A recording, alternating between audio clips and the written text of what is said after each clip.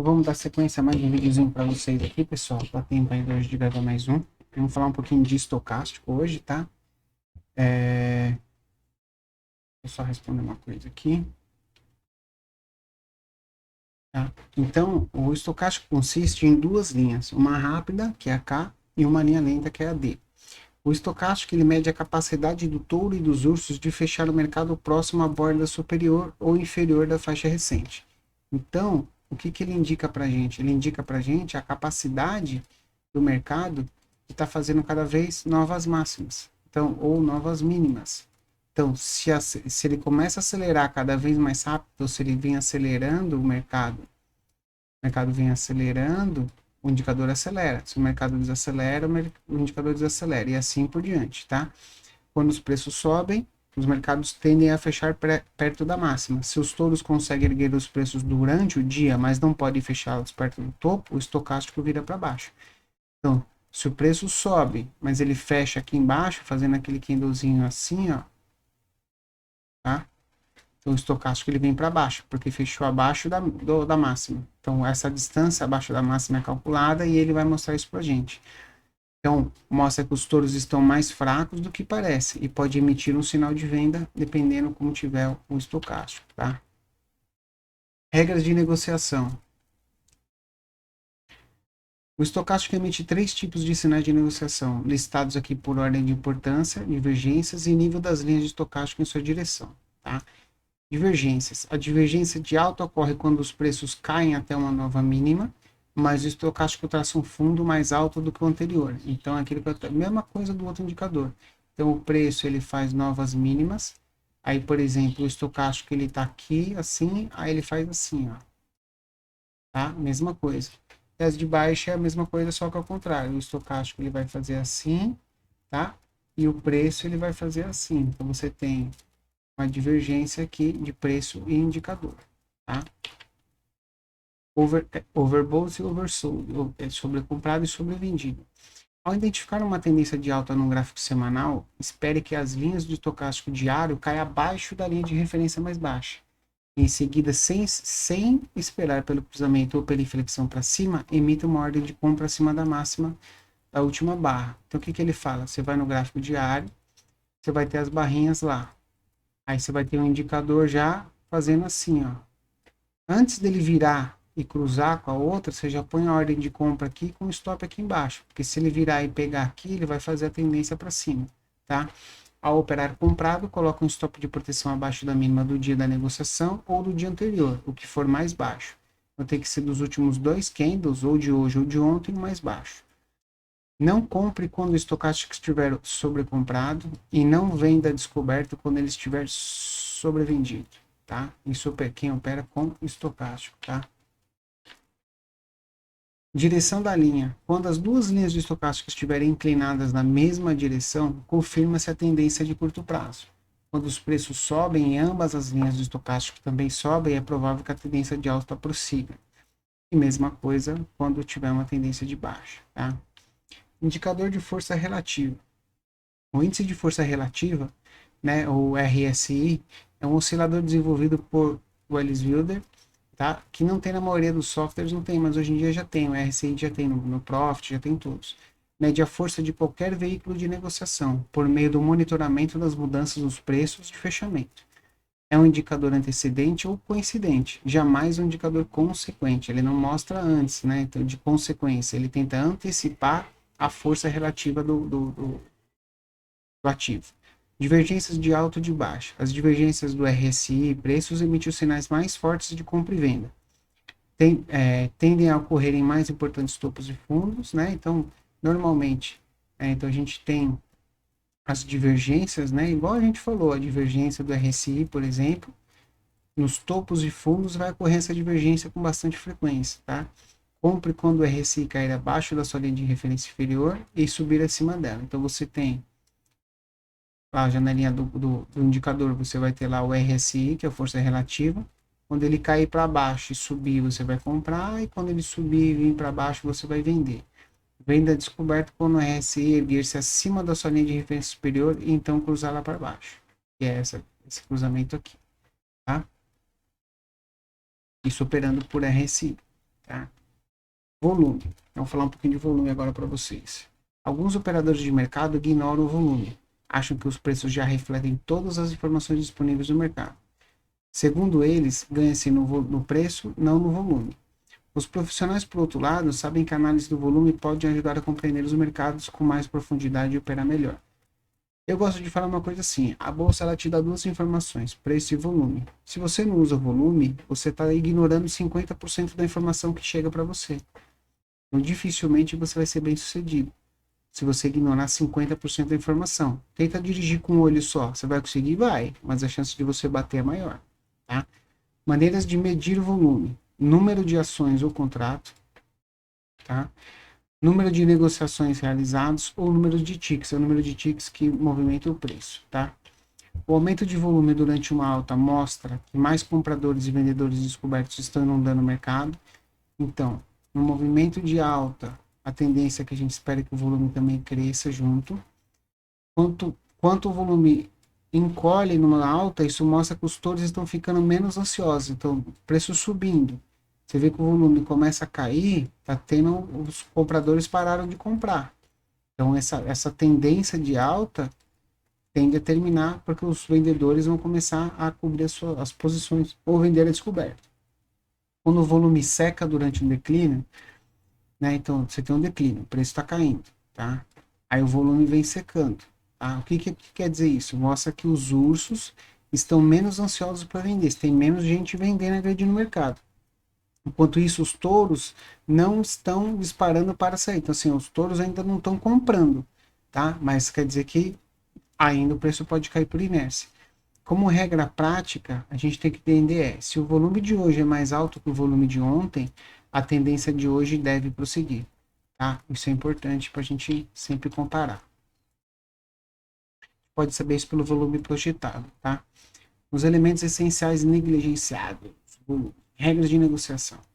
Alto volume não confirma tendências. Então, se eu tenho uma tendência de alta, a ideia é que eu tenho um alto volume. Se os preços sobem para um novo pico e o volume alcança nova máxima, é provável que os preços vai testar subir novos picos. Então, eu tenho um pico e o volume está forte, a tendência é de que eu vou tentar romper esse pico para testar picos mais altos, tá? Se o mercado cair para nova mínima e o volume alcançar nova máxima, é provável que o novo fundo seja submetido a teste ou superado. Então eu tive um fundo com alto volume. É bem provável que eu tenha um teste nesse fundo para saber se esse fundo é o final desse movimento, tá? Se o volume encolhe enquanto a tendência prossegue, a tendência está pronta para reversão. Então eu tenho uma tendência de alta, igual essa aqui, aí o volume começa a encolher. Então, sinal de que essa tendência aqui vai começar a mudar, tá? Observe o volume durante as reações contra a tendência. Quando uma tendência de alta e é perfurada por um declínio, o volume geralmente é impulsionado por uma onda de realização de lucros. Quando a queda continua, mas o volume encolhe, isso mostra que os touros não estão mais correndo ou que a pressão de venda esvaziou. Então, você teve um movimento ascendente, um alto volume. Começa a corrigir. Você tem que ver que essa correção ela tem que ser com pouco volume, cada vez menos volume. Significa que já foi realizado os lotes comprados aqui embaixo. Quem queria vender aqui já vendeu. Até que você vai ter uma reversão aqui e você vai ter os volumes altos de novo, tá? Isso tem em todos os livros de análise técnica, tá, pessoal? Vamos lá. Pode-se usar médias móveis para indicar a tendência do volume. Então, você pode ir lá onde você coloca os seus volumezinhos lá e pôr uma linha lá, uma média móvel, para dizer se o volume está subindo ou se o volume está caindo. Então, ele vai ficar as barrinhas lá passando no meio do volume. Tá? Vocês podem ver nos meus vídeos de fechamento, tem isso, tá, pessoal? Tem isso no meu volume. Também é possível traçar linhas de tendência, né? Então, linhas de tendência dentro do tudo que é indicador, você pode traçar linha de tendência, né? Então, por exemplo, vamos pegar aqui, ó. Então, eu posso traçar aqui, ó, que eu tenho uma linha de tendência.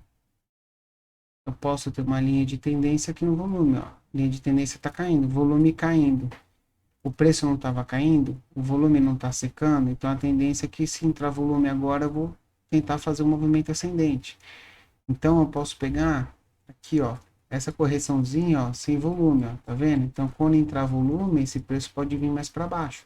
Entrou volume, o preço veio mais para baixo.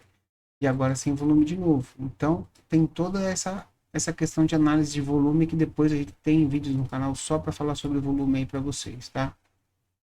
Podemos também usar indicadores de volume para ajudar a entender o fluxo, né, e os volumes dos mercados. Um que eu gosto bastante é o OBV, On Balance Volume.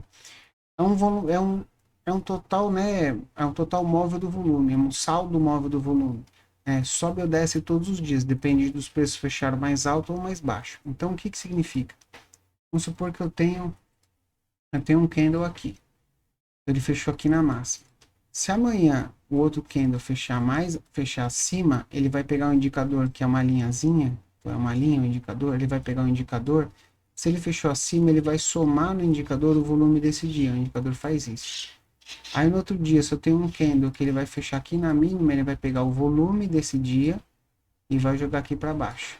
Então, como é um saldo, se nos dias de alta eu tiver mais volume que nos dias de baixa, a tendência é que o indicador ele suba, mesmo que o preço esteja caindo, mostrando uma divergência.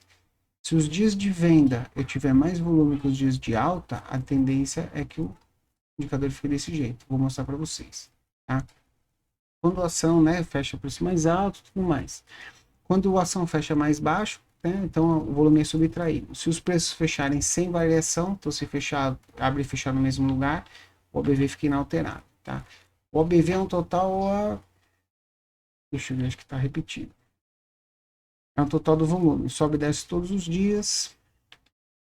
Um balance de volume geralmente sobe ou desce antes dos preços, atua como um indicador antecedente, tá? Eu gosto muito. Então o que acontece? Você às vezes está vendo, o mercado ele está numa congestão.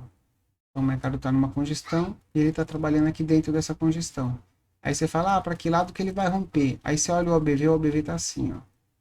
Aí do nada o OBV faz assim, ó. Só que aqui ele não rompeu ainda, mas o OBV já rompeu. Ele antecipa esse rompimento, porque ele mostra que essa região aqui é uma congestão e é uma acumulação, onde está tendo uma acumulação de papel para ter esse movimento ascendente, tá? O OBV emite seus sinais de compra e venda mais fortes ao divergir dos preços. Os preços sobem ou caem depois de alcançar a nova máxima, mas o OBV chega a uma nova máxima mais baixa, cria-se uma divergência de baixa e emite um forte sinal de venda. Então, se eu tenho o preço fazendo novas máximas e o OBV está fazendo novas mínimas, eu tenho uma divergência do OBV com os preços, tá? A maioria dos indicadores, o melhor é a divergência, tá, pessoal? Quando os preços estão em faixa de negociação e o OBV interrompe para a nova máxima, emite um sinal de compra. Foi o que eu falei da congestão. Quando os preços estão na mesma faixa e faz para a nova mínima, é um sinal de venda, né? Então, ó, aquilo que eu falei para vocês, ó. Eu tenho o preço subindo, o OBV subindo. Aí ele começa a fazer uma divergência aqui, ó, e aqui está fazendo novos topos. Aí aqui ele perde a mínima e aqui ele ainda não perdeu a mínima. Então, na hora que ele perder a mínima aqui e confirmar que é venda, você pode fazer uma venda aqui. Tá? Então, é só para mostrar para vocês um pouco aí como fica o OBV. No computador dá para ver bem, tá? Acumulação e distribuição. Vou falar mais esse para vocês. Que são indicadores também de volume. A característica singular da acumulação e distribuição é acompanhar a relação entre preços de abertura e fechamento junto com o volume. Então, ele faz uma integração dos preços de abertura e fechamento com o volume. Se os preços fecham mais altos do que abrem, os touros ganham o dia e o AD é positivo. Se os preços fecham mais alto do que abriram, os ursos ganham e o valor AD é negativo, né? Se os preços fecham no mesmo ponto em que abriram, ninguém ganhou, então é zero. O total móvel de cada dia decria um indicador acumulativo ou cumulativo de acumulação e distribuição. Quais são as regras de negociação? Os melhores sinais são dados pelas divergências igual aos outros. Se os preços subirem para a nova máxima e o AD fizer um pico mais baixo, é sinal para vender a descoberta e vice-versa, tá? Então, aqui, ó, o que ele quer dizer? Esse é o AD, acumulação e distribuição. Então, aqui ele fala para a gente o quê? Que nesse fundo aqui, ó, já está tendo uma acumulação. Então, aqui eu já posso procurar por compra. E ele me fala que nesse topo aqui, ó, já está tendo uma distribuição, porque o meu saldo de acumulação e distribuição já está mudando e eu posso procurar por venda. Vamos lá, vamos ver mais alguma coisa. Contratos em aberto. Vamos terminar essa parte de volume. A expressão contratos em aberto designa o número de contratos mantidos pelos compradores ou pelos vendedores a descoberto, em determinados mercados ou em certo dia. Nossa quantidade de contrato existente, porque, por exemplo, contrato futuro não tem limite de contrato, pode ser aberto quantos contratos quiserem. Quando que abre um contrato? Quando alguém quer vender e alguém quer comprar. Abre-se um contrato novo, então esse é um contrato novo em aberto. Os mercados futuros e opções, por outro lado, lida-se com contratos para entrega futura, que expira em determinado momento. A quantidade de contratos em aberto aumenta ou diminui, dependendo da entrada e saída dos investidores no mercado. Sobe apenas quando o novo comprador e novo vendedor entram no mercado. Né? A negociação entre eles cria um novo contrato. Então, por exemplo, se eu tenho um cara que não tem posição, ele quer comprar, e alguém que quer vender, então aqui abre-se um contrato. Se eu já estou comprado, eu quero vender, e a pessoa que está e alguém quer comprar, então eu vou encerrar um contrato, a pessoa vai abrir o contrato dela, então o saldo é zero.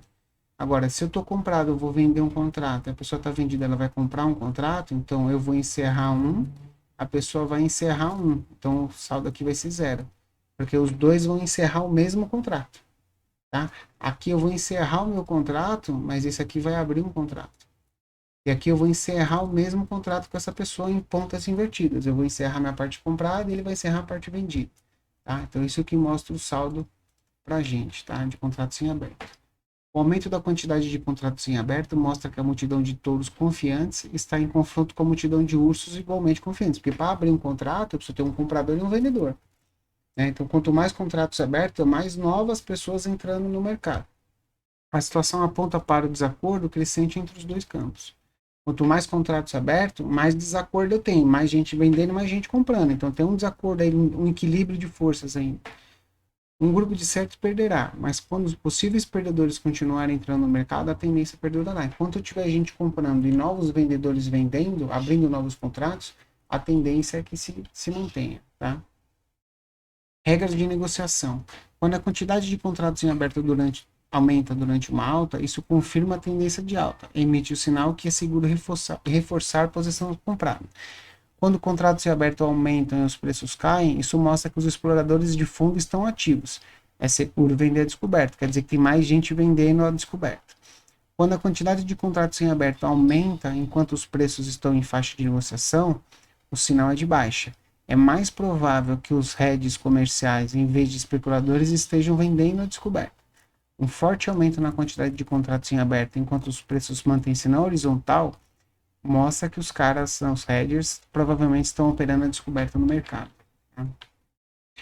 Quando a quantidade de contratos em aberto sofre uma queda abrupta, então você tem muito contrato aberto e de repente dá uma queda, e os preços estão em faixa de negociação, isso identifica que as pessoas estão cobrindo as suas posições, né? Estão fechando posição vendida, isso é um sinal de compra. Tá? Se a quantidade, por quê? Então vamos lá. Porque eu vou ter para um cara fechar a venda, esse aqui tem o book. Isso vai ficar complicado. Para o cara fechar a posição dele vendido, ele vai ter que comprar. Ele vai ter que comprar, que ele comprou um contrato. Para o número de contratos diminuir, eu preciso o quê? De alguém aqui nessa outra ponta. Que não tenha contrato querendo vender. Então eu vou ter um desequilíbrio do mercado. E a tendência do cara fechando aqui é ele forçar os preços para cima. Se a quantidade de contratos em aberto cai durante uma alta, venda e prepare-se para vender a descoberta. Por quê? Se eu estou numa alta e o pessoal começa a fechar os lotes, fechar os contratos, significa que os comprados estão fechando a posição e está entrando novos vendidos. Então a tendência é que o preço venha para baixo. Tá? Quando a quantidade de contratos abertos diminui durante uma baixa, isso mostra que os vendidos estão cobrindo posições. Exatamente. Porque tem muita gente vendido. Aí o cara que está vendido vai ter que zerar a venda dele. Ele vai ter que zerar a venda dele fazendo o quê? Comprando. Tá? Então é isso que ele quer dizer. Quando a quantidade de contratos em aberto estabiliza durante uma alta, trata-se de uma advertência, em que a tendência de alta está ficando velha e os melhores ganhos já foram aferidos. Então, se parou de abrir novos contratos, quer dizer que a tendência já está ficando velha. Mais um motivo para encerrar sua posição, se possível. Tá? Então, assim fica o gráfico de contratos em aberto. Eu não conheço ninguém que use, pessoal, mas em commodities pode ser utilizado. Então, no próximo vídeo a gente vai falar de tempo, tá, pessoal? Não esquecer de deixar o like, que eu deixei de dar o recado. O canal do Telegram tá aí. Essa parte técnica eu tô passando um pouco mais rápido, tá, pessoal? Porque é uma coisa muito repetitiva. Eu tenho vários vídeos falando sobre isso, pra gente entrar na parte vamos dizer assim, prática do livro, tá, pessoal? Beleza? Bons estudos a todos, um abraço e até a próxima.